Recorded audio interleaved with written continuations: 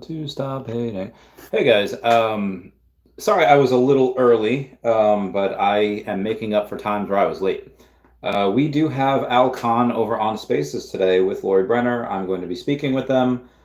She sent me a link. She sent me a link. Okay, Queen's Court at 7, so I want to go there. Just to her page. That's what's going to happen. I'll just get to the comments first, real quick. Bill Garner says first like. Oh, thank you, Bill Garner. Jason Payne says first is the worst, second is the best, except for mint numbers, foot races, and pretty much everything else in life. I think number two can be really good, especially for businesses. Like, for business, I think, do you want to be the number one guy? That's all the responsibilities on you. You're the face. Number two guy, I still has to work his butt off.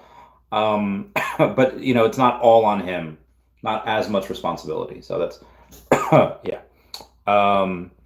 KGM Jams has got the secret rare number 37 and the gold 471 for number two. Awesome. I got mine here. Big Ace has got common trashman for my number two. I'm sorry. Okay, Chase Biden is a Grumpy Cat to the moon. Randy the best. We are going to get some more Grumpy Cat at some point. I don't know when I will, but it'll happen. I should not have done this on my phone. Smarty Pants says, was good. Grumpy Cat going to recover before the blink of an eye. Exciting times ahead. Agreed. Big Ace says, Ryan, did you sell 4chan token? You said Grumpy and Omi, only 2 coins you have. I have GoChain, I have Ethereum, I have 4chan, but the amounts that I have are so small, they're not worth mentioning. Like, they're not like an investment type. Even though I did put an investment type into 4chan. Anyway, I will get 4chan again, but Grumpy Cat is just so much farther ahead as far as stuff that it's done, that it'll likely, how I would go and get 4chan is whether Omi or Grumpy Cat goes up first, and then I'll go get more. But again, the amount of 4chan that I have is the same as the amount of ETH that I have, or USDC, or GoChain. It's just super, super small. Not really worth mentioning at this point. And Chago Solo says, let's freaking go. Let's get this bread. I love this game. Hold on one second. I can't. Oh my god. Okay, well. All right, anyone that's trying to message me right now is not going to have a good time. Sorry about that. Again, that's on my phone because I want to have the big speaker, on the tablet. So that's what's going on. And I don't even have any news to go over. I'll have the news to go over tomorrow. I'll try to do a video tomorrow morning. I will not be live tomorrow night. I'm gonna go see Five Nights at Freddy's with a couple friends. I'm pretty excited about that. I enjoyed that game. It was a little scary, but it's such is life. And I will try to do a Jesus man. I'll just try to do a video tomorrow. Comment down below what you want. Like, what other things do you want me to cover? I normally do, what I do, and then typically what happens is that, and they ask me anything. Y'all ask me stuff and I cover it. What's number outside your boxes? White circular sticker. Yeah, there have been theories going on about the white circular stickers and the numbers and how they might correlate to the rarities. So that is possible as well.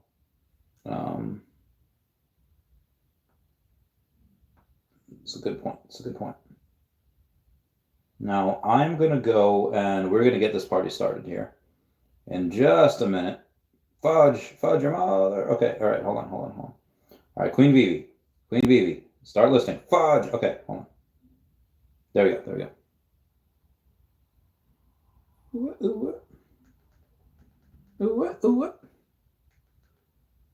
I think I started listening too early because there's nothing happening. Queen Veve, could you give us a hunk? Give us a sound to do your soundboard, because I know it's just her and there's no I don't know. I don't know if y'all have noticed, but for me on Twitter or X the last couple days or like week or so, if I start listening too quickly, like I click to join the space and then I click start listening right away, I won't hear anything. I have to wait for this to populate, and when it populates, then I click start listening, and then things happen. So I don't know if I did that right now, but again, I can't tell because she's not speaking. She's on mute. I hope she knows she's on mute. It's just okay. Got the notification. Al Khan is speaking, so I guess that means he is. Am I not? Oh, all right. I heard noise. Hello? Oh. Hello? Hey, Al, we got you. We're getting ready to start here in just a minute. Okay, great. Oh, yeah. So I figured it out. Shocking. Yeah. All right. Yeah, Big A. I think that makes sense. So I always leave my mic on, or I turn it off when I'm not speaking. You can turn it off when you're not speaking. Okay. But you don't have to. I'm good, yeah, I'm feeling alright, baby. I'ma have the best heckin' night of my life. Oh, I can't. Okay, I can't actually play that. So hopefully, yeah. When eventually when they start speaking, I'll do the things. Yeah. So you got really high numbers: 2374 and 2268. Assuming there's 3,000 numbers. Maybe anything over 1,500 is probably. I would say anything over 1,500 is probably a common, and anything lower than that is probably the uncommon, rare, ultra rare, secret rare, etc. Etc. 89. Yeah, that seems to be like it would make sense. But again, like when you have the number 89 and number 24 just be the ultra rare, well, clearly, the number 24 should be the secret rare, but it's not. So it's not an exact science. So I mean, yeah. Well, we shall see. We shall see. I'm not gonna lie. I don't really like The Incredibles. I saw the first one. I tried to watch the second, and it's oh. A very special guest, as you all know, the legendary Mr. Alfred Kahn with us today. So welcome, Al. I'm glad you made it. Well, thank you. Can you hear me okay? We can hear you great. Great. Okay. Well, thank you for inviting me. I enjoy talking to you and to also the interesting people who come on these calls. Oh, well, thank you very much. People. Before we get into some of the newer things that have been going on, I was hoping to get a chance to talk with you about some new things that are coming out on your end. So, first of all, I've seen that you have posted that you have a movie that's actually coming out, or you're part of a movie coming out on Black Friday, $1 Billion Babies. Yes, that's theoretically it's supposed to be the true story of the Cabbage Patch Kids. Theoretically. I'm not sure, how they spun the story, so we're not sure how, I've seen it, but I don't know if they've made any changes in it since the last time I saw it, but it's theoretically, it talks about what happened, 40 years ago, gosh, when the Cabbage Patch Kids really started to, create this incredible. Oops, sorry. Go ahead. He's on mute. Did you mute him? Veve, did you mute him? Queen Veve, did you mute him? Oh, he's muted. Oh, you still there? He's muted. All right, let me see if I can co-host here. Is she calling him? I think she's. Oh, all right. Now he's unmuted.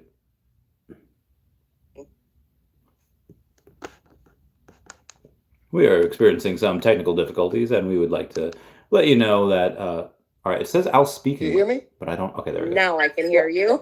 I must have lost you there. So, again, as I mentioned, 40 years ago, when Cabbage Patch Kids, came out, there were incredible, riots literally in the stores. People couldn't get them. And this supposedly is the story behind what caused that, and also has a Supposedly. lot of footage that they had taken back then and then, and obviously they think that this is like the precursor of what Black Friday is today, the day after Thanksgiving. So they decided to release this documentary on Black Friday. It'll be in the theaters for probably a day and a half, who knows, but eventually it'll be streamed, but it will be in the theaters I think the first week. And theoretically, it's the true story of what transpired behind the scenes, and really what caused this whole thing to explode. And they try to put a little drama in this thing by talking about all kinds of stuff, I imagine. But I'm in it, and they asked me certain questions about what I thought about it, and there's some interesting footage that goes back 40 years, which is shocking. I can't believe it. So that's coming out on November 24th. So I love that you say theoretically. I almost hear your grin. But in the premiere, so which I'm sure a lot of people in here have got to view, and I got to see it, they kind of make it look like everything was all, cool and restful in the Cabbage Patch Hospital, and then one man came along and changed everything. So are they portraying you? Can you give us a little bit of a sneak peek? Are they portraying you as the man that helped start the Black Fridays that we know today, or is I think they give me credit for it. I think that's part of it. What happens that they felt that, I think they mentioned in the film that if I didn't do it, it wouldn't have happened. So I don't know. I think they do that, and look, there's a lot of people involved in this. There's not just myself. There was a tremendous number of people that we had to use to help get this done, because there were a lot of pitfalls with it. Certainly, there were a lot of problems relative to how do you make one of a kind baby dolls in the mass market. That was a big problem. How do you do that? And that required putting in new head molds every day, and putting in new outfits every day, and doing things every day, which if you were making a traditional toy, you wouldn't have to change the molds. You just use one mold. We must have used, I don't know how many molds, hundreds of molds that try to keep the idea that these are one of a kind. And that was, a real challenge.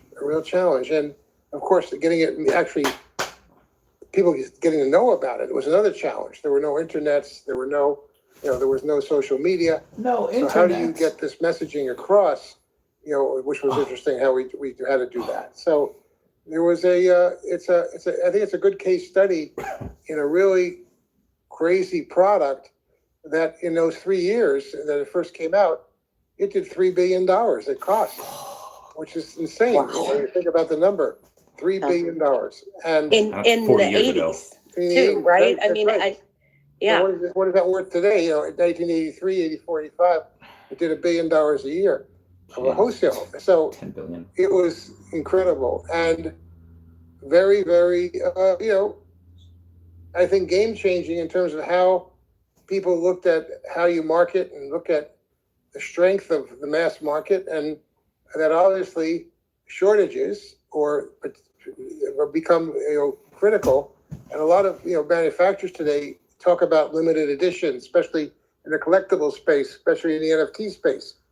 But are they really limited, or they really are creating the limitation? You follow? We weren't trying to create a limitation. We just couldn't make enough. Who would have thought we would have shipped, we would actually have had orders for, $100 million. Who would have ever even thought about putting that in production? You wouldn't, because you'd go bankrupt. So I think that's what, evolved in this thing, was that it got a life of its own, and we never could catch up because we couldn't just have enough factories and enough heads and enough things that could go on to create that kind of a situation. Yeah, I remember. I did not. I think I did not get a Cabbage Patch doll. I would just buy the same doll and put it in different outfits prior.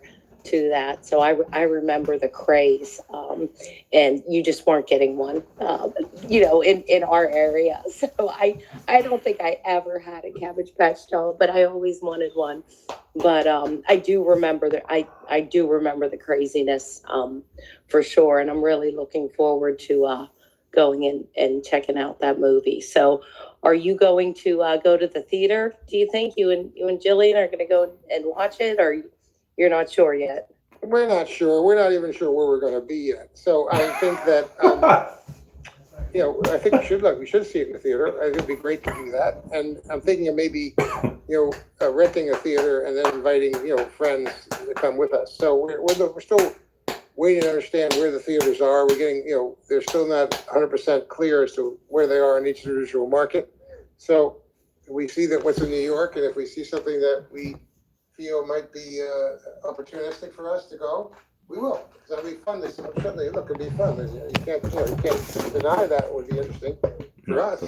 Well, trust me, if you had extra theater seats, I'm sure there might be a Veve fan member or 100 that would gladly join you. So the problem we have with that one is I'm not sure yet what we're doing. So I don't want to make any.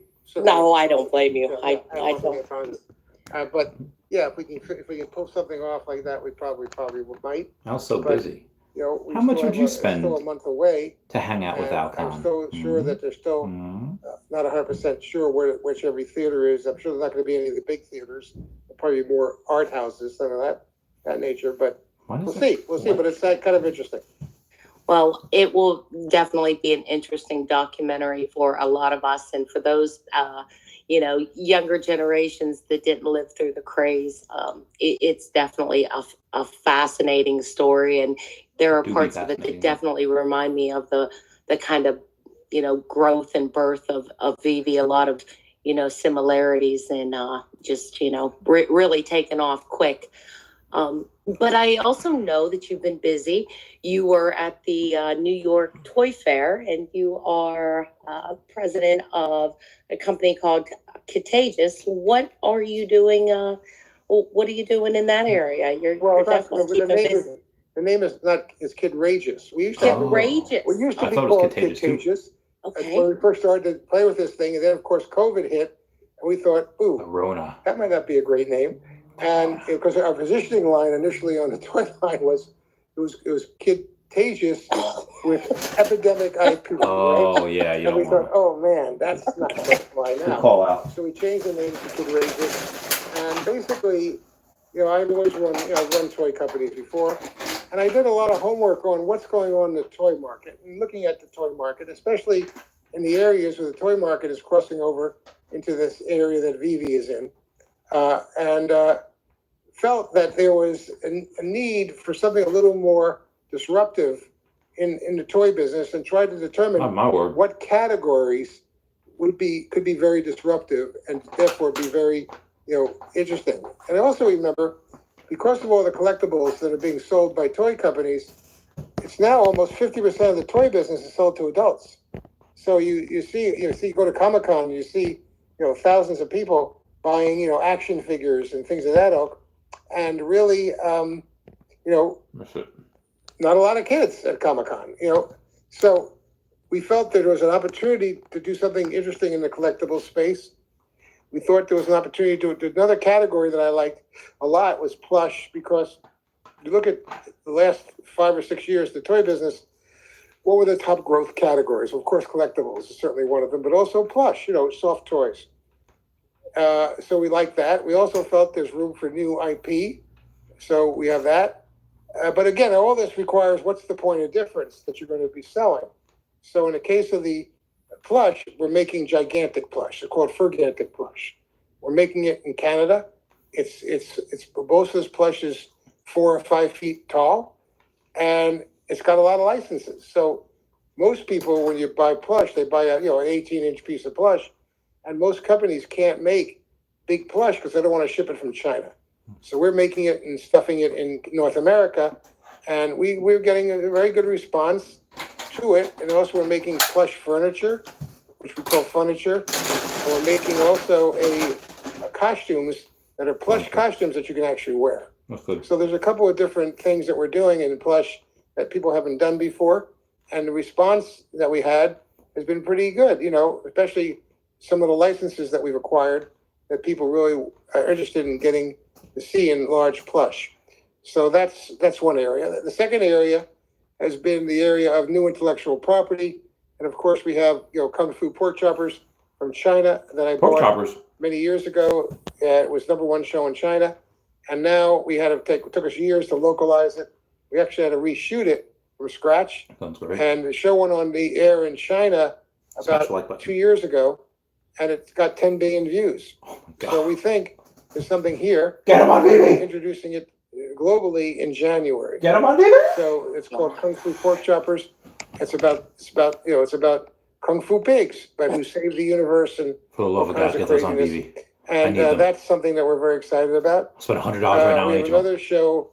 So we have a couple shows that are in production, but that's the first one we'll be bringing out. And as far as collectibles, I don't know how you guys feel. I'd love to hear what you feel, but I always wonder if I'm talking about physical collectibles. I'm not talking about digital collectibles. I'm talking about something that's physical.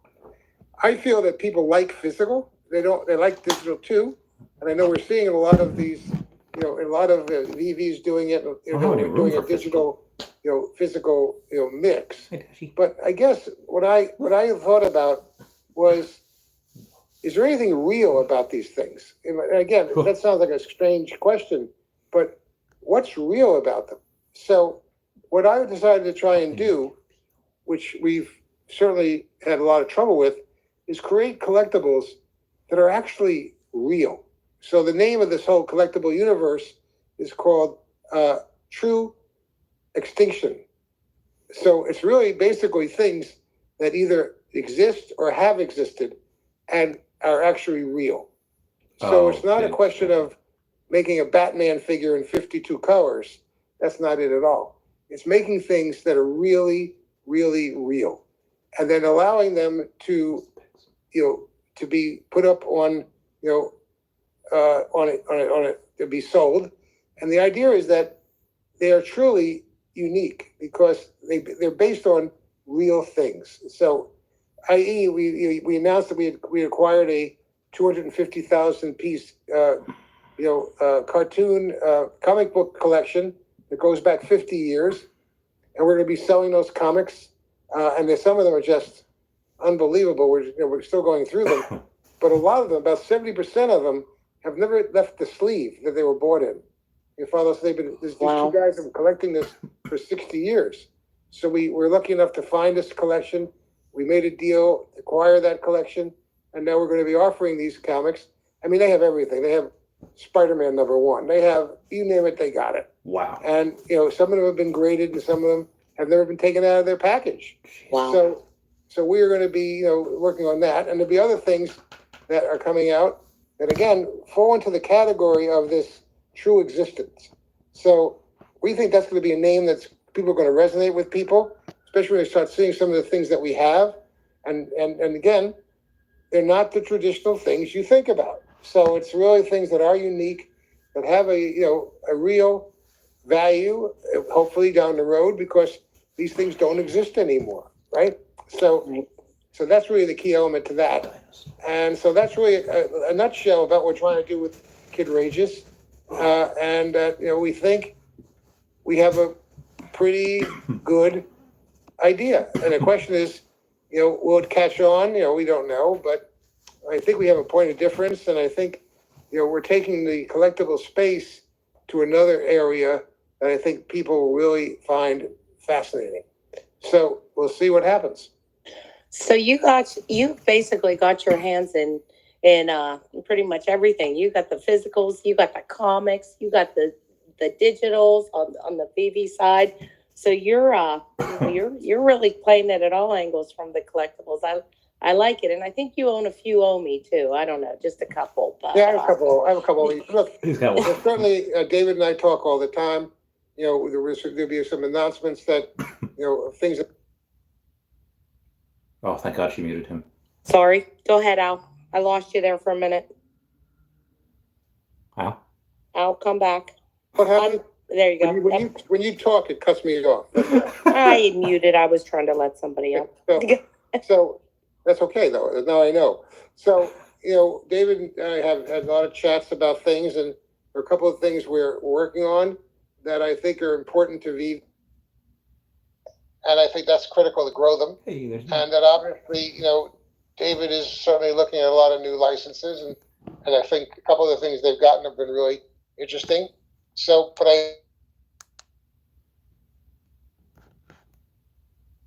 It's cut off again. the big element here is to really,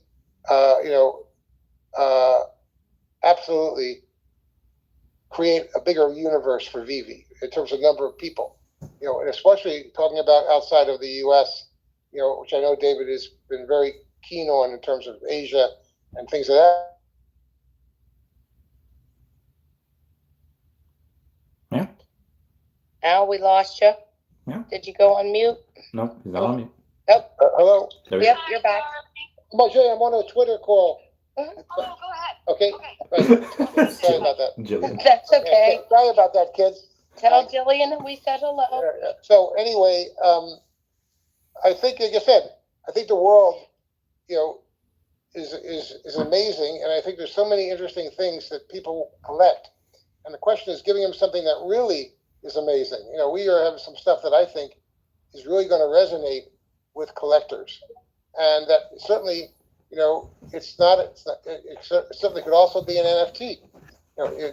That's a conversation, but the reality is, I think people really want to collect things for three reasons. One, it gives them a certain status in terms of they can say to somebody, "I've got this, and you don't have it."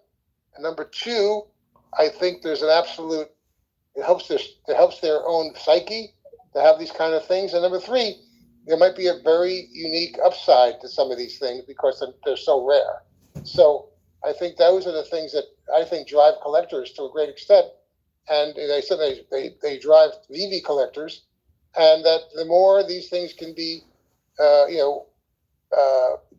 really different and really unique, the more that they will be collected, and the more possible value they will denote, because there won't be millions of them. There can't be, because of the nature of what they are. Yeah, absolutely. You had mentioned the Veve community, so I think this was the first time. I know last year you got out and you went to Comic-Con and you visited the booths for New York, but this was the first year that you actually got to spend time with the community, with the various people in the community. So, tell us a little bit about what you thought of you at the Funko party that we went to on Thursday, and then subsequently the Veve Gold and Silver logo holder party that you went to on Friday with Sanjay. I'm trying to get him up here, but he might be working on something right now. But what was your or were you surprised, I guess, at the amount of people? I mean, what did you take from those 2 days? That's a great question. I first of all, wow. First of all, the real dedication of this group. The actual community, these people I met were really, anxious to participate in these conversations, and I found a lot of them to really come out of interesting places. They came out of the tech space, a lot of them. They came out of certainly the crypto space, a lot of them. But they really were interested in the whole process, and they were fascinating to talk to. And I spent a lot of time with a lot of them. I met some of the bigger investors, the people who have the most whales, the NFTs, and I spent a lot of time with them. And then I met with a lot of people who just really love Veve and love the community. I felt the community was so interesting. And then the question is, if you could expand this community, dramatically, what does that mean for the success of Veve and for the value of the things that Veve sells? So obviously, that's always been something that I feel very strongly about. And I think in talking to these people, I think they were certainly in the same space that I was in terms of creating a bigger universe for collectibles, creating more people, creating a bigger community that could be trade and talk around the world. I mean, it was just amazing. I was totally, I mean, the people came from everywhere. And, I mean, I had, there's so many interesting stories about people that I met. I took a lot of phone numbers. I've talked to some of them since Comic-Con has been over.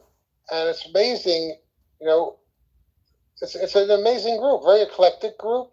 But I was really overwhelmed with how people think about these things and how they respond to them and how much they enjoy the idea. I mean, which is really, it's like being a baseball fan or a football fan. They're Veve fans, and that was, to me, was, I knew there were, but I didn't realize to the extent that they were. And I felt that was, and I really had a great time. Spent hours talking to them, and got some of the thoughts that they have in terms of what they feel is important, and then also I brought some people with me who I felt were going to be very important to Veve's future. So I brought some people with me to meet David and Dan, and also to meet some of the individuals that were there. So it was really incredible, and I really enjoyed it. Yeah, it seemed like every time, I kind of looked over, you had a lot of people interested, a lot of people wanting to talk. There were pictures, pretty much pictures everywhere, all over Twitter. We have Randy up here. Randy, you got the chance to spend some time and talk with Al along with some of the other people. Anything else you want to kick in there? It's just great seeing everyone, and thank you for having me up there. Just that feeling, and I know Al's been a part of things that are like this and much, much bigger, but for a lot of people, this is the first time in either a long time or maybe the first time in their lives that they're part of something like this, where we all have that camaraderie. Outside of the military, I don't know if I've really ever felt anything like this, as far as that camaraderie, we're all in this together. But I did have a question for Al. Like, what do you think was missing out of the two parties that you went to that were amazing? What was something that you would have added that that maybe wasn't there those nights? Well, I think that again, I can't. The parties were fairly selective. You find my point? Mm-hmm. And I would have liked to have seen more, people that were not necessarily the largest or the most vociferous members of the squad. Good point. I would have liked to see a little more, more of that. But of course, there was a limitation to how many people. I mean, you had the first night, you had what? You had probably, I don't know how many people. 600. Yeah, and the second night you had. About 220, yeah. I think Sanjay told us. Yeah, but I think I would like to have seen a little bit more of a cross section.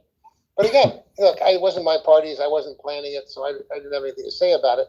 But the thing I loved about it also was how many women were into this. I mean, that was really cool because, it's like I'm a firm believer in equal opportunity for everybody, and I love talking to some of these gals who really were interesting and also really they weren't just members of, we say their boyfriend or their husband was in it. They were in it themselves. There was also some influencers there that I thought were interesting. We met a couple of those, and they were basically interested. They were influencers who were, let's say, comic book artists, or they were other things that related to the whole issue of collectability. And they were interesting to talk to because they were at Comic-Con. They had booths. They were selling things at Comic-Con. It was interesting to talk to them about what they thought of Comic-Con and what they thought about the people they had talked to. So, yeah, I think Randy, that my issue would be more diversity, more inclusion. That's what I'm always about. But again, it is what it is in terms of what they could hold in that particular room. Yeah, absolutely. And they were, fantastic parties, and you're right. Hopefully, in time, they will absolutely grow. I can see that happening. But we're from all over the place. We had people flying in from Germany, etc., and sometimes it's hard to keep up with the team, and all their parties. I think they're heading off to January to go to France. And, there's a lot of members of the community that would love to do that. But, we get where we can get. You know what I mean, Al? So, yeah. Look, and again, the more countries that obviously, the more that they can spread the news about this, and certainly more countries that would be, interesting in it. I think every country, frankly, that has a similar kind of a gestalt relative to collectability, relative to wanting to become more socially accepted, wanting to have more statute inside the individual communities. All that is not just related to the U.S. It goes to all the countries in the world, I think. So it's fascinating how it's growing, and it's growing organically, and it's going to continue to grow. But I want to give it a little nudge. So we're giving it a couple. We have some ideas that we are hopefully going to be announcing that gives it a little nudge. Yeah, and I think you hit on something when you talked about pork choppers, at least in my brain, the 10 billion people watching. No updates One on of the botted wallets things yet, that Stan. we've been talking about in the community probably for 2 years since the drop of Ultraman. That's, a very Japanese, kind of culture. That when and how and if we're going to be able to draw in more of that market. And how are we going to do that? I mean, obviously, you have a lot of experience with Pokemon and Yu-Gi-Oh! And just getting that market, and I'm sure you're aware of the numbers, that market could bring. But so far, I know we've done translation in the app, but so far, we're still kind of waiting, I think, for it to get a little bit more prominent in some of those countries. So hopefully, like you said, there's a little nudge to start getting in those users. China, Japan, Korea, etc. Yeah, I think that first of all, the markets are huge, as you can imagine. You have 1,300,000,000 people in China. You have India, which is 1 billion people plus. All kinds of things. And I think the issue is, though, of obviously, and again, certain things are very international. I mean, obviously, American entertainment spreads around the world, but in India, they have their own subset of entertainment. A lot of the stuff they do, the biggest licenses in India are not the ones that we see here. They're very much Indian specific. So you're going to have to develop things potentially for markets. And of course, Japan, anime is like the most incredible thing around right now. And yet we haven't seen as much NFT anime as you see anime in the movie theaters, or not movie theaters, on television now, the streams, video games, etc. So I think there's going to be more of that that's going to be evolving. But like I said, in most countries, America is still the leading supplier of their entertainment. But in some countries, that's not the case. So you're going to have to look at that and see what you can do to generate for that particular audience that may not be as receptive to all the things that we in the United States like. So that's certainly part of it. But it's fascinating. It's fascinating. And, and people are people. I keep on saying that all the time. Kids are kids. Kids are kids. If something works in some country, it should work in other countries. The only place where it doesn't fly, if it's got a very, very religious or very, very spiritual, like India's properties are all based on their religion. So that may not fly outside of India, but still in India you got 1 billion people. So why aren't we doing something there, to use that issue relative to helping, grow the NFT space and the collectible space. So I think these things have to be looked at, at one point globally, but also some of these countries have specific, cultures that you can't just force feed all of our stuff into that particular country. So I think there's a combination that you have to try and find out about. Yeah, and we have been seeing some more drops that are more focused on those. Like I said, Ultraman, I know is a big one. What else do we have, Randy? That one recently that was dropped. I mean, we have Peely Fantasy that's been there for a while. And then the recent, Astro Boy, Yeah. I think is what I was thinking. yeah, that's the other one. Astro Boy is young. That's one of the things about Astro Boy. Is he? When I say young, I don't mean it's young in terms of age of the property, I would but say he's like 60. its target audience is young. So is that good or bad? I'm not sure. About in terms of how it works for the NFT side, but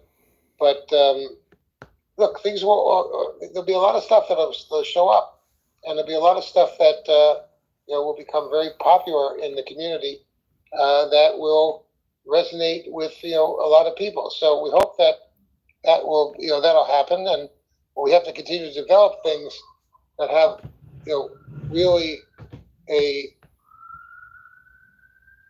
big fan base that hasn't yet been exposed to NFTs or things I don't.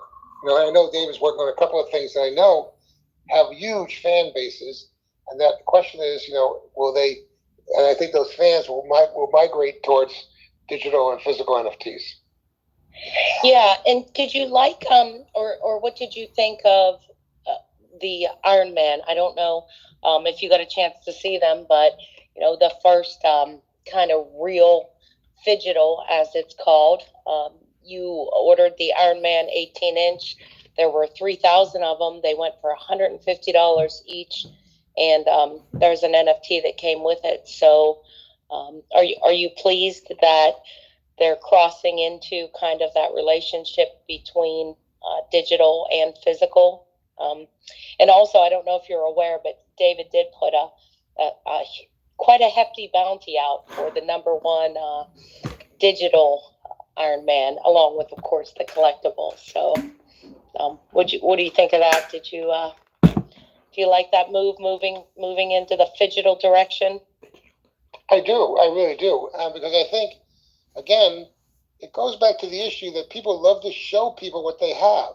You follow? So it's one thing to have a digital position where you have to pull out your phone or something in order to show it what it is. But it's another thing to have something physical, that's in your possession that you can actually show somebody what it is. And again, what I think is going to happen. I've been waiting to ask Adrian. A combination of NFTs and physical things. NFTs give you a provenance, right? They give you a tracking of where this thing came from, its authenticity, et cetera, et cetera. So the combination of an NFT with a physical thing could work, because again, both of those lead to a more complete story of what that is. So I was excited about it, and I think that you're going to see more of that, and that but I also like to think that you'll see things that aren't necessarily things that have been done before. I think you need new things. You need not that I'm not negating anything, but I'm saying you need I think things that maybe aren't as well known and that you can start to populate. Like some of the comics that we've acquired, you've never heard of. They're 60, 70 years old. Yeah. And yet you've never heard of them. I mean, they come out from where the pulp novels came from. And there's so many things about that whole genre that is totally fascinating. The issue is, of course, copyrights. And so a lot of those things never were copywritten. So they were knocked off in a million ways. I always tell a story about when I started getting involved with comics and everything else. I wanted to understand where they came from. And I wanted to understand where these things come from. Were all these made up by these smart guys, or something that they found previous to this? And I went back and I looked at the pulp novels, which came out before comic books. And the pulp novels were storybooks. They looked like cartoons. They were drawn, but they were novels. They were not comic books. They were the precursor to the comic books. Well, there was one called The Spider. There was one called The Bat. There was one called, and the spider, guess what? The guy got bitten by a spider and turned into a spider. That's awesome. Bat, somebody got bitten by it. Now, did these people We're not see asking these about things Pokemon. and then say, hey, wait, that's a great idea? Or just accidentally that they came up with a similar idea?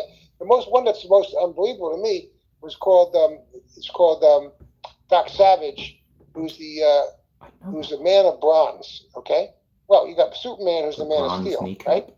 And Doc Savage lives in the Fortress of Solitude. That's Bronze in the is not a book. strong metal. That sounds familiar to me. I'm no expert. Superman lives. So it's like, so some of these things I think were derivative. I'm not going to certainly suggest that people deliberately did it, but you generally find that most things in life is a derivative nature of them, and that they come from something. There has to be some kind of a root for this.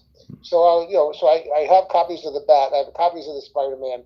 I have copies of all these pulp novels that I think are fascinating. Me asking isn't going to get Pokemon. They really were the precursor. Oh, good. He's going away. Incredible characters. So, Al, you're the licensing and marketing guy. How does that, if the person who wrote the Spider, isn't around, or that was so many years ago, I mean, how would that even work? Because that would even question, Spider-Man from Marvel owning it. I mean, if nobody's out there saying that they owned it back when it came out, is that really still a valid point? No, it's not. It's not. What I was bringing up the subject, though, was just to show you the root of where this may have come from. Gotcha. There were no copyrights back then, and there were probably the trademark laws weren't all the time. So I don't think anybody copyrighted them or trademarked them. So I think they were free game, And I'm just wondering. I know that Doc Savage was trademarked and copyrighted, still is. But the some of these, like the Bat and the Spider and all that stuff, probably because they were so generic in terms of their name. Would be hard now. How do you trademark the Spider, right? How do you trademark the Bat? I mean, there were a lot of things that probably you couldn't do. Yeah, I brought it up just to say that nothing is an island, and sometimes things are derivative, and sometimes things are not, weren't protected, the way they could be protected today.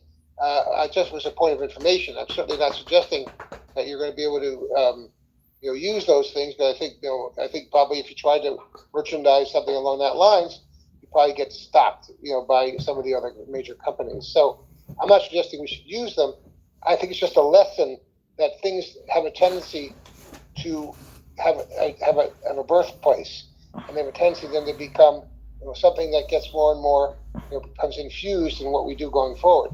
And I'm not sure these were. I'm not sure that the Spider-Man guy saw this or not. I'm not sure. But you also go back to radio and all the radio stuff that was on, like the Shadow. The Shadow, what evil lurks in the hearts of men. The Shadow. And the Shadow became a comic book, and the Shadow became a movie, but it never really kicked in as a cult character. But yet that was copyrighted and trademarked, as owned by Kanye West, who owns that particular trademark. So there's just a lot of things that I love the history of it. It's history. Yeah. And history built on things that happened before. And I think the answer is yes. So the question is, if you can find things that have historical relevance, and maybe you can re-trademark them and copyright them, that might be a whole interesting subset of what we're doing now.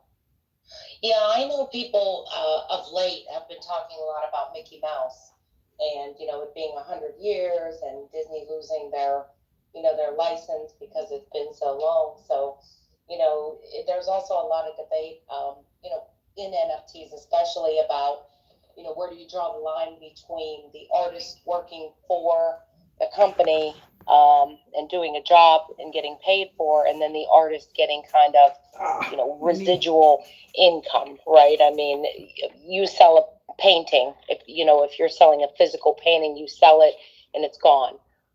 Whereas a lot of artists, like the idea of this NFT space where, they create NFT art and you have that constant pay, every time it gets sold or it gets moved to another wallet, there's a certain amount that they'll get paid as well. So, that's also an interesting point of debate, I think, to have, where is it the companies, where is it the artist, and kind of what's that balance?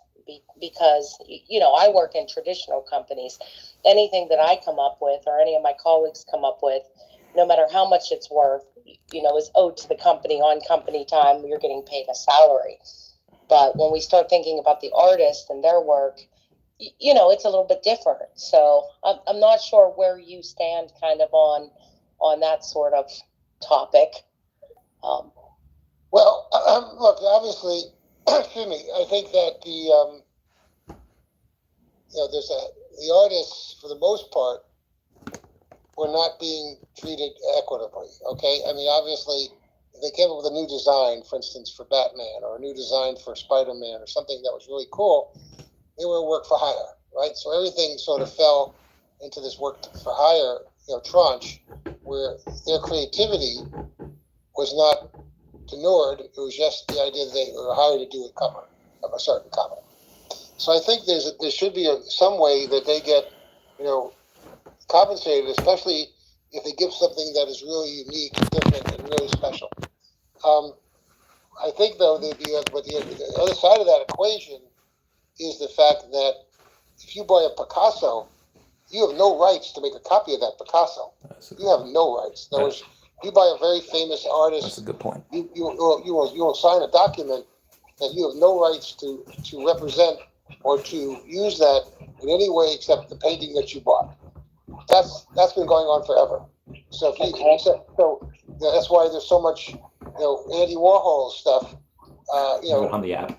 When we used Andy Warhol to make Cabbage Patch Kid paintings many years ago, we had to sign documents that we weren't going to use this thing external to what was being done as a painting. So I think there's a lot of that prohibits major artworks from being used as NFTs, and thus, of course, they're selling a fractional NFT of the actual piece, right?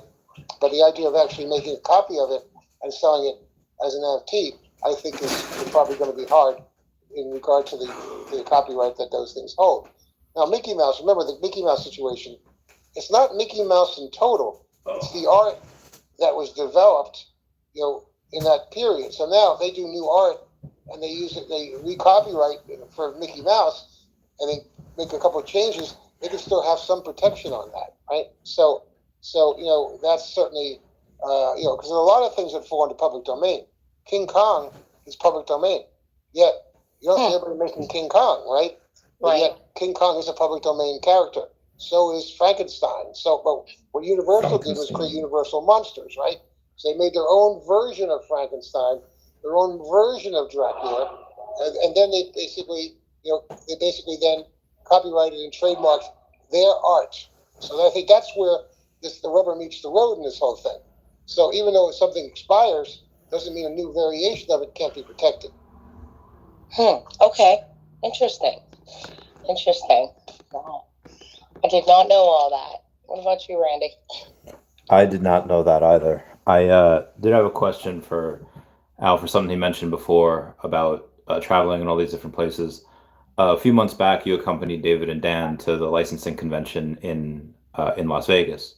Obviously, they're going to Paris in January, and they might do some other stuff the week after, even as soon as the week after in another place. I was wondering if we were going to be able to see you at any other location. I don't think so.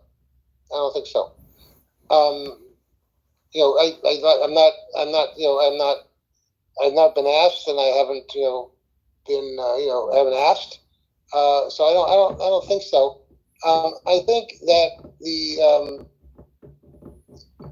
that David and Dan are very capable of representing, Veve, for what it is, and I don't think they necessarily need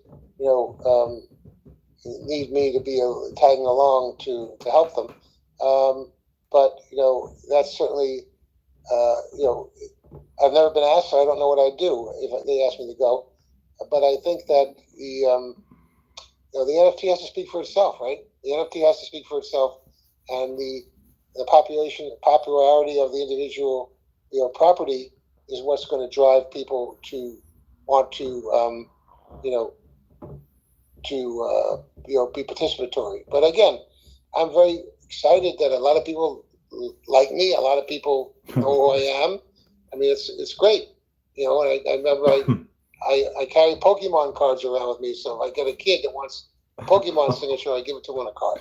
So that's kind of fun. So much, but I don't think I'm going to create a big difference in France or or countries like that in terms of how well Veve does. I don't think that's going to necessarily work that well. I would definitely fight you on that point because I know a bunch of the Veve fam in a bunch of these countries would definitely love it.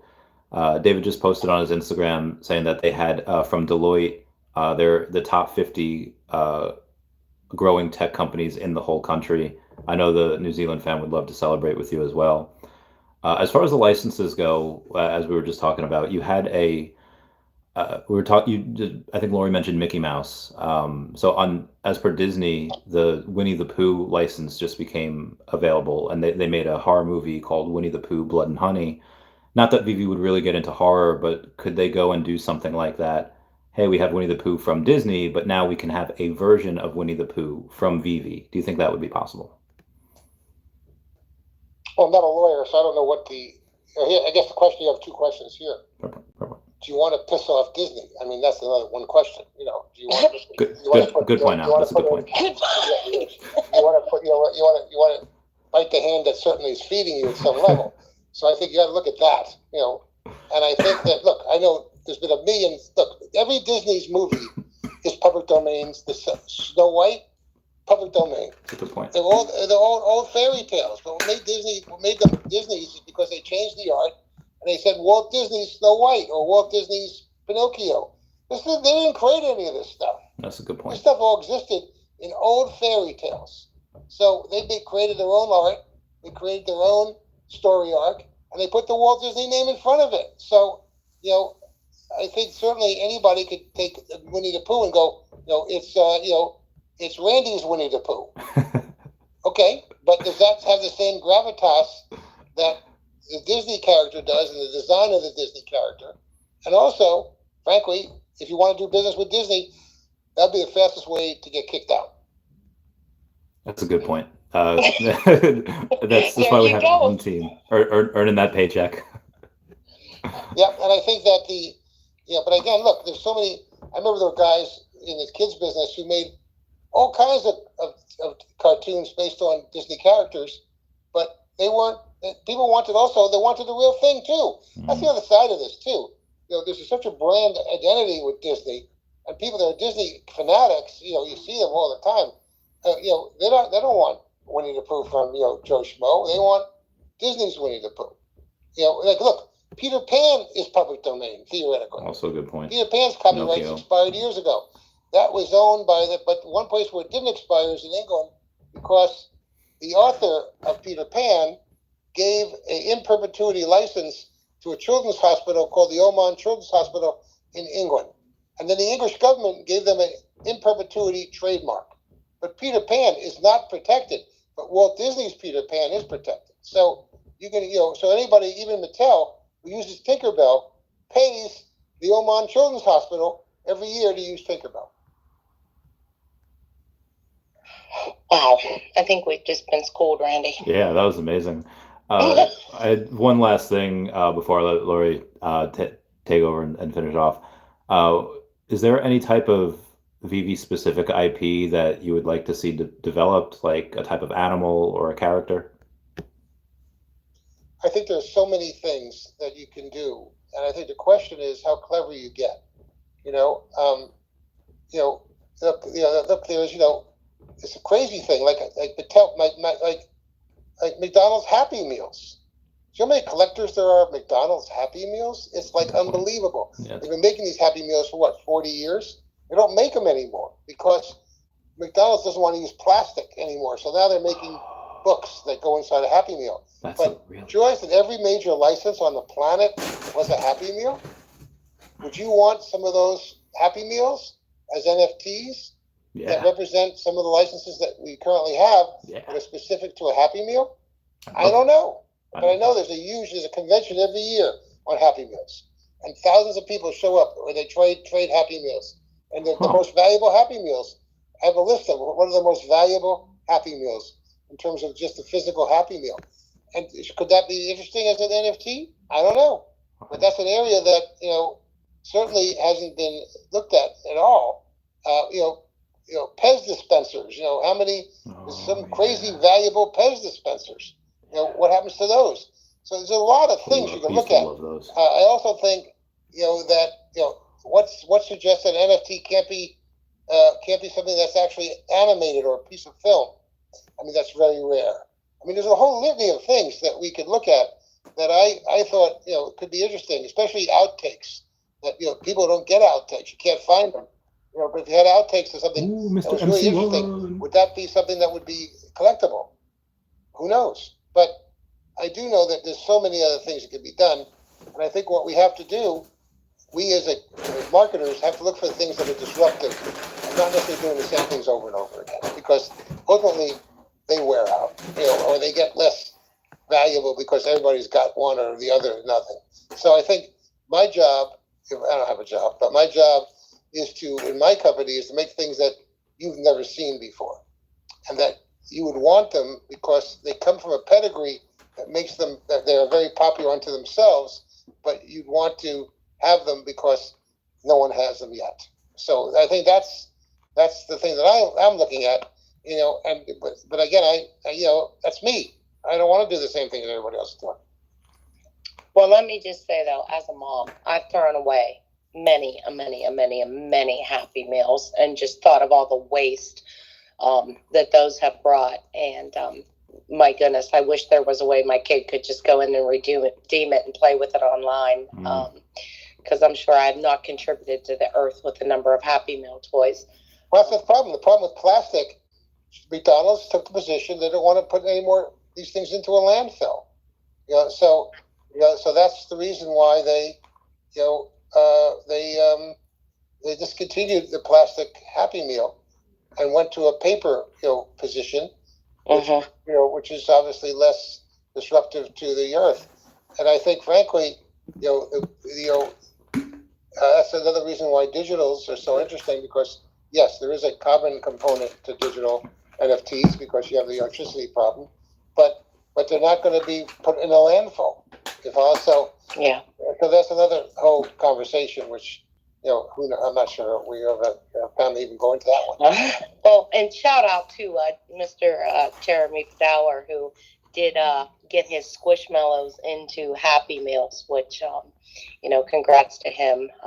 That was happy birthday. That was good for him. He's one of the fam. Here he's one of the Omi Veve family, and I know he's a friend of yours as well. I was on the phone with him just actually when you called. I was on the phone with Jeremy. That's awesome. Because it was his birthday today. So I wanted to wish him a happy birthday, and I always like to bust his chops. So But so I called him, and he was with his daughter, and she got on the phone because they spent over the years, and I wished him a happy birthday, and then your merch for the masses is going to be a long time. So I said, Jeremy, I got to go. So. Oh wow! That's a funny story. Well, next time you should say, Jeremy, we should attach Veve promo codes to go with your Squishmallows and McDonald's Happy Meals. But so I see we have Sanjay has joined us. Hello, Sanjay. Hey, Queen Veve, thank you very much for the space. Hey, Randy. Hey, Al. I just wanted to pop up and say thank you very much for coming out to the party during New York Comic Con. The fan parties are obviously not the official parties, and there's just a lot of fans out there. So thank you so much for coming out. We know it just takes a lot to have you come out 2 nights in a row, but really big thank you, and you're so inspiring to everyone. Well, thank you, guys. I really enjoyed it. I enjoyed meeting you, actually. I mean, this is a very interesting gentleman, really smart, has a tremendous background in terms of what he did in his life, and that obviously a lot of what he's learned through other businesses, he's obviously putting into tack for other new opportunities and things like that. So I really enjoyed meeting you, and obviously we're going to be talking some more. So that's exciting to me. Yeah, thank you, Al. Very kind of you to say that. I really enjoyed spending some time with you that evening and chatting. Very impressive. Obviously you have an amazing legacy that's unparalleled in the business, and just so many new ideas that are so in tune with the times, and it's incredible. I mean, you talk about people that have done cool things in the past and continue to do very cool new things, steeped in tech, steeped in and you're so up to date with all of it as well. very impressive, and I really genuinely enjoyed the two ideas that you shared with me. And thank you very much for sending me the material too. I'm really looking forward to our conversation tomorrow, Al. Thank you so much. Well, thank you, Sanjay. I appreciate your. I thought the party was great. I love the hat. Thank you for that. Oh, you like that? Jillian was blown away by the hat. Actually, she wants to send a note to you. Oh, Thank you for her hat. And those were beautiful. I mean, they were really beautifully made. Great. We really so I brought that back for her, and she was in California on business, and she has the foundation to run. So Yes. she was out in I think Oklahoma or California, wherever she was. But I really think that this is a incredible thing that you did, and you're an incredible individual. I mean, this is part of this Veve community, which is fascinating to me. You have all people from all different walks of life. I had people that were policemen from Ottawa who came up and wanted to chat. Oh. And you meet people like Sanjay, who is incredibly gifted and is an incredible entrepreneur, and has done a lot of interesting things in his life, and he has obviously become part of this community. So the good news about the community is it's got a really big crossroad. Like I remember when I asked Queen Veve, what did she do for a real living? She told me she was like head of quality control for Bayer. I went, what? So I had to find out more about that. But come on, that's an incredibly large responsibility, and that here you would never know that and I think all of them. Everybody's got duality here, not part of being a community, but also having another life, which is fascinating to me. So I really enjoyed meeting people, telling me what else they did, as well as being part of the community. Well, I'm glad you and Jillian like the Veve logo hats. When we were placing the order for it, each one ordered their own, and I said that, look, not only Al, but we need to get one for Jillian as well, because both of them have, been just an incredible part of this community with the charity that you do as well, and philanthropy. And so, we're honored actually, that you and Jillian both like the hat and wear it as well. So just super delighted. Our intent, Al, is to do that event every year in New York, and Multiple times a year. standing invitation. We're just honored to have you join us.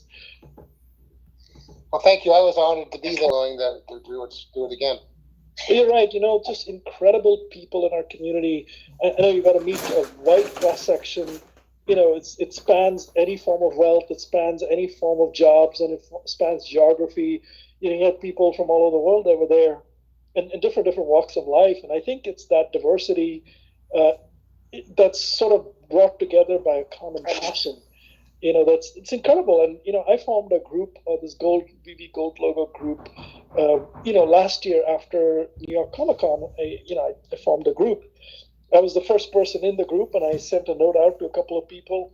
Today we have 182 people in it, and they're active, and they're just so passionate. It's incredible. And Al, to have someone like you join us and inspire us as well is quite incredible. So thank you very much. I was much more inspired by you and the people you introduced me to, and that was because I was really amazed at the level of interests they had, but also their backgrounds, which were really, so yours is amazing, and there were others who were also amazing in their own way. You follow? And it's like there's a secret. Everybody has a secret. Well, they're part of the community, but they're also X. There's something else too. So you find out what else they are besides being part of this great community, which is kind of fascinating. Absolutely. I would agree. And you guys gave me the perfect segue to do really the last segment of what I wanted to talk about and our auction that's coming up. So for those of you who might not be familiar with Al's charity, the First Responders Children's Foundation, they've been very busy this week because on the 28th is National First Responders Day. So Al and Jillian, who is the president and CEO of First Responders Children's Foundation, you guys were honoring first responders this week. So that is really exciting and, doing good work.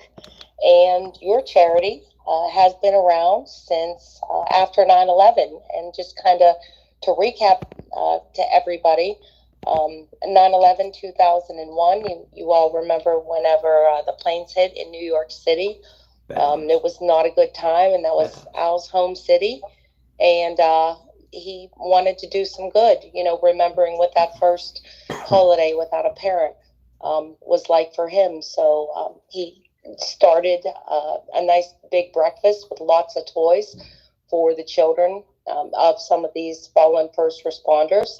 And it went over, so well and brought so much joy that Al has continued this on with his wife, who's running the show now for the past, 22 years now. And the First Responders Children's Foundation does, a lot of wonderful things in addition to their breakfast. They do toy drives. They send care packages to children who have lost a parent across the United States.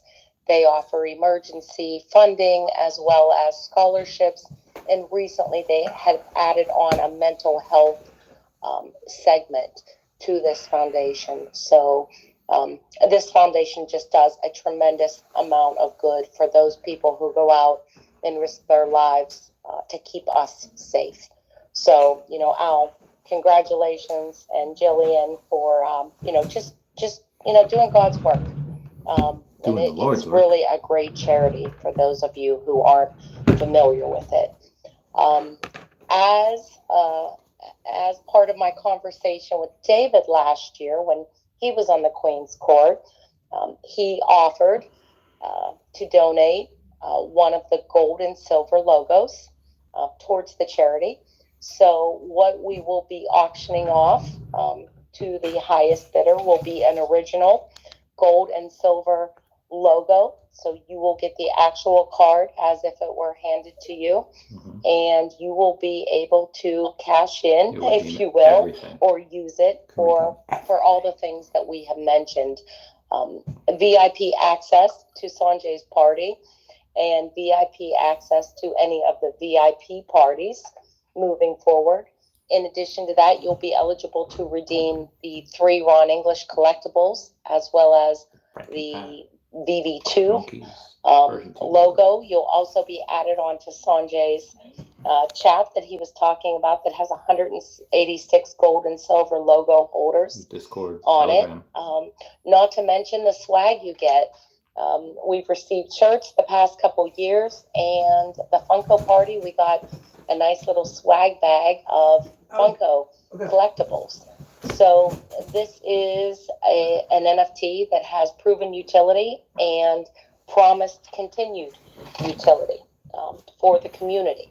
So we're going to run this fundraiser as a silent auction until Thanksgiving Day, 9 a.m. Eastern Standard Time, and I'm going to put out all the details, but the highest bid is going to win it. In addition to winning the logo donated by David, Al has also thrown in a breakfast or a lunch for the winner and 2 guests. Obviously, it will be in New York City, and we'll have to coordinate it when it works with his schedule, but hopefully next time around Comic-Con. And or beforehand. The auction, let the auction begin. I will be out of the auction, even though I want to be in it, but I am going to start it and lay down the first bid at 4,000. And so anything that goes above that, like I said, I'm out of it from there, but well worth it and going to a good charity. So am I on the prices right? Because I bid 4,001. Yep, now I'm out. So, I'm out, but you got to I'm going to send out the details. You're going to have to send out an official bid, queenscourtcharity.com. At Gmail. queenscourtcharity@icloud.com. Oh, my mistake, but I will make sure that I get everything out there, and we're going to go till Thanksgiving. Hopefully we're going to do a couple more discussions about it, talk about it, but this is for a good charity. And you'll get the logo, breakfast or lunch with Al, and everything that comes with the Veve logo. So we're really excited, and a huge shout out to David for donating this. Currently, I believe, Randy, maybe you could check this. The current value for the gold logo is around 5,000, I believe, is the list price.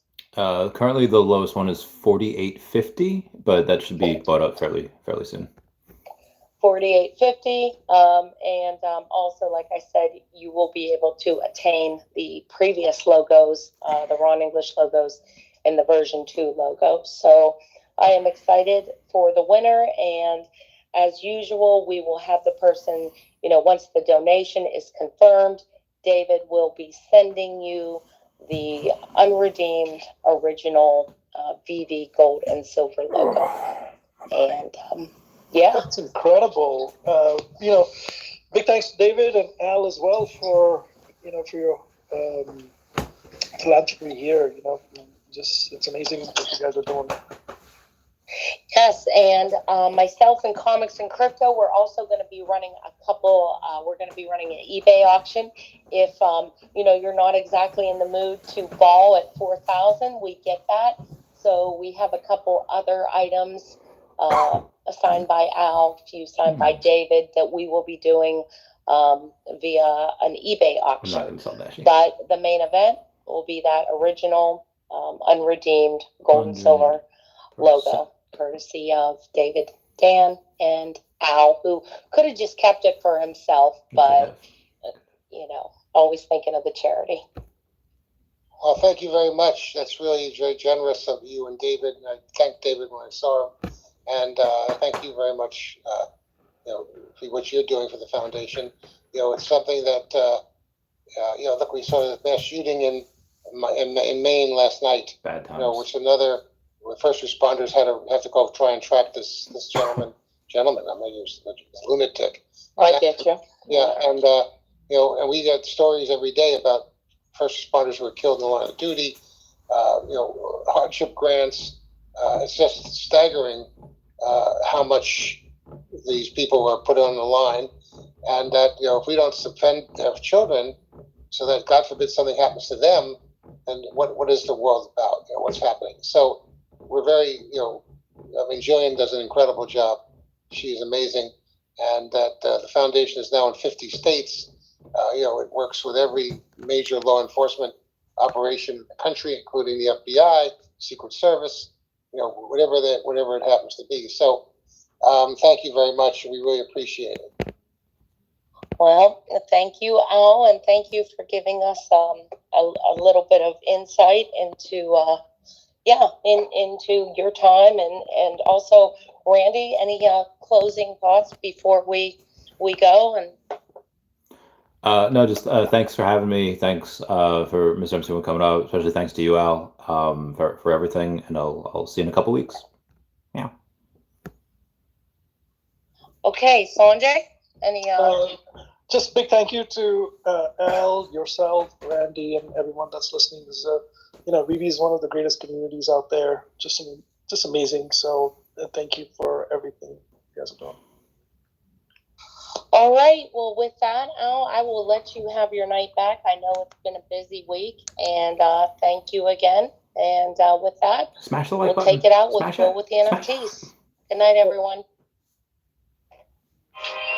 I was going to say I love you all, but then the music started playing. Okay, I can't remember. Okay, missed a couple questions over here. So it's not like I don't think we don't have Pokemon. They've been negotiating for like a year and a half at least. It's just me going and I can leave now, right? Yeah. Just me going and asking about it. Like I said, wasn't really gonna help. But yeah.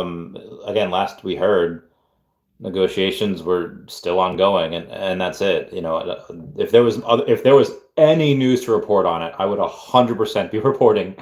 But unfortunately, we just don't have that. We get Barbie. It's that's hard. If it was before the movie, I think we could have. So here's the thing. Some of the licenses are really, really weird with things like Jurassic Park. We had Jurassic Park for years before we ever dropped it. We had it all through, the end of 2020. That they're going to do Batman first. They're going to do Cartoon Network. They're going to do other stuff, and then 2021 we had it through all there. And Jurassic Park is like, no, let's wait until the movie in 2022, which is, fine. We did. It was great, but again, we had that license and it was ready to go for a long time. They just didn't want to do it. They wanted to coincide it with the movie. Now you have Universal releasing Five Nights at Freddy's tomorrow. It's literally Halloween. It is spooky time. Universal has been dropping the freaking ball. Why do I say that? Because where's our Dracula? Where's our Mummy? Where's our Frankenstein? Frankenstein. Where is any of these monsters? Especially at spooky time. And again, Freddy Fazbear. There is a ton of lore on those Five Nights at Freddy's, and again, I would love to be able to go and get some of this. And it would make perfect time for the movie, but it's just they just, again, I feel like Universal has been dropping this ball. Anyway, aside from that, talking about Mattel, Barbie, I would love to have gotten it.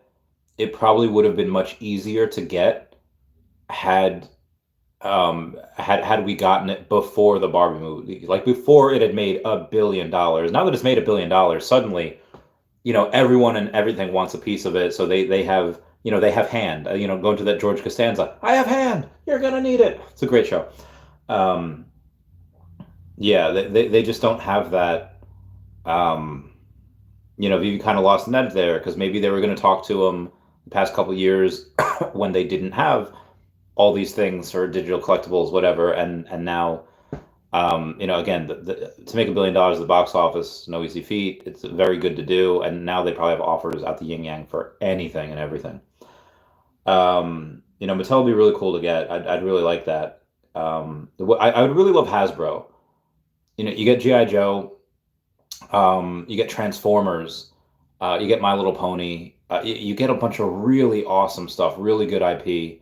And all of those things have had resurgences. Yeah, they were big in the 80s and 90s, but then, nobody really talked or cared about My Little Pony for like 20 years.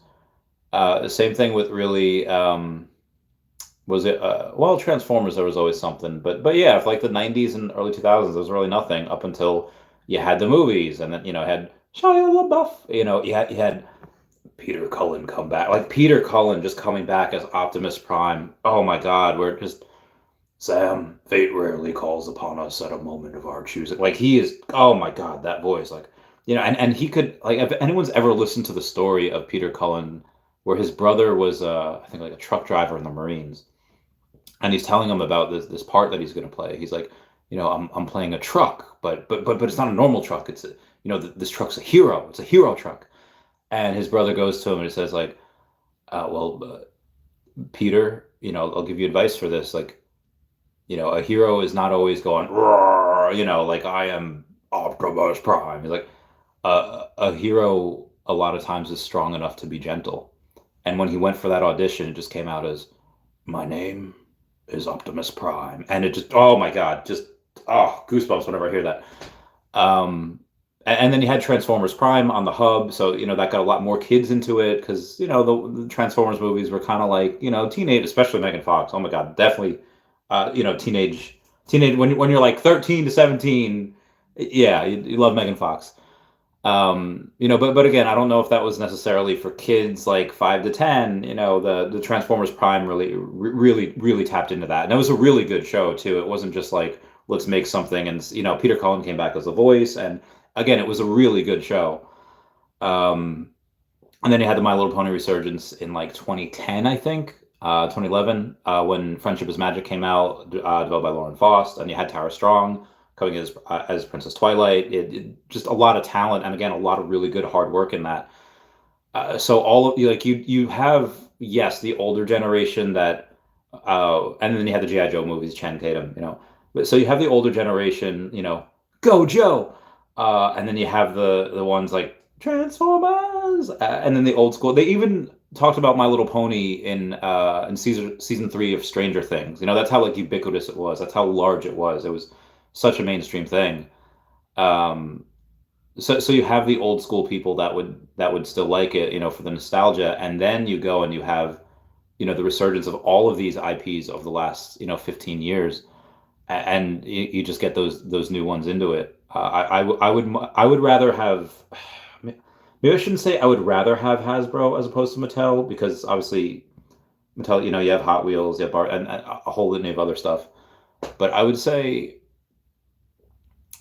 it would probably be easier to get Hasbro. And Hasbro, I don't know if you guys know. So, nowadays you have little like Ouija boards that are made by Hasbro.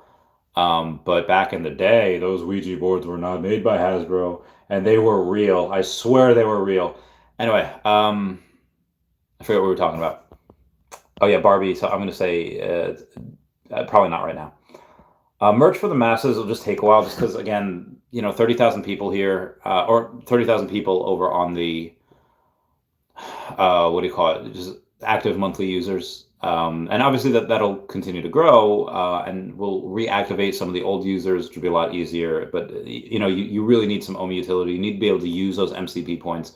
You need to give people a reason to come back here. Obviously the drops are great. We see a giant resurgence of inactive accounts going active again for the big drops. But you're gonna need to go into other countries. So obviously going into France is really cool, but again, we already have a lot of Europe. Really going into what Al was talking about in all of Asia is really going to be top priority for them. They need to do that. Since the Funko Fidgetal drop was epic, does Al foresee Fidgetals being utilized as a supply chain tracker for verification efficiency? They can be. I don't know if Al would. Yeah, Al should see it that way. I don't see any reason why he wouldn't. Yeah, talking about the book from McDonald's Happy Meals is 1/10 the cost to produce. I probably, yeah. It's probably much cheaper to produce, so that's another reason why they would want to do it as well. This is Randy Blum. I'll blow you another kiss. Well, so that's wild. Al Kahn has no Veve collectibles.